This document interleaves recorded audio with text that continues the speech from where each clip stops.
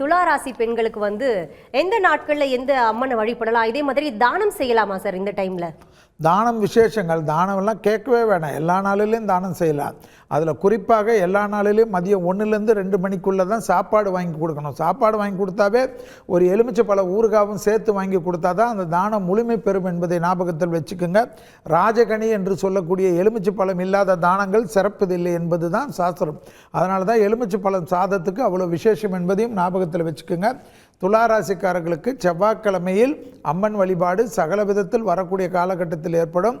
துளாராசிக்காரர்களுக்கு கண்டிப்பாக தேக ஆரோக்கியம் நலம் பெறும். தேக ஆரோக்கியத்தில் இருக்கக்கூடிய பிரச்சனைகள் தீரும், மரண பயம் நீங்கும், கொடுத்த வாக்கை குடும்பத்திலும் வெளிவட்டாரத்தில் காப்பாற்றக்கூடிய அமைப்பு ஏற்படும். கடன் அமைப்பு ஏற்படக்கூடிய ராசிக்காரர்கள் துளாராசிக்காரர்கள் உடனே பயப்படாதீங்க. கடன் இருந்தாலும் சுபிச்ச கடன், வீடு வாங்கணும்னா கடன் வாங்காமல் இருக்க முடியுமா, வண்டி வாங்கணும்னா கடன் வாங்காமல் இருக்க முடியுமா, வீடு கட்டி வீடு இடித்து கட்டுறது, வீடு இன்டீரியர் மாற்றுறதெல்லாம் கடன் வாங்காமல் செய்ய முடியுமா, எல்லா விஷயத்திலையும் செய்யக்கூடிய அமைப்பு விசேஷங்கள் காணப்படும்.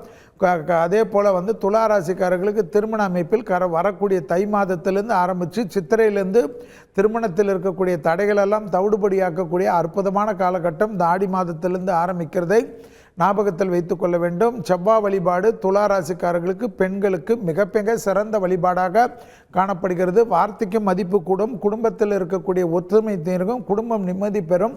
குடும்பம் நிம்மதி பெறுவதற்கு தான் ஆடி மாதத்தில் விசேஷம் என்பதை ஞாபகத்தில் வைத்துக் கொள்ளுங்கள். ஆடி மாதம் குடும்ப நிம்மதி பெற்றாலே மற்ற எல்லா விஷயமும் உங்களுக்கு ஏற்றமும் அனுகூலம் காணப்படும். செவ்வாய் வழிபாடு துர்கை வழிபாடு சிறந்த பரிகாரமாக துளாராசிக்காரர்களுக்கு காணப்படுகிறது. உடனுக்குடன் செய்திகளை தெரிந்து கொள்ள சன் நியூஸ் பெல் ஐகானை கிளிக் பண்ணுங்க.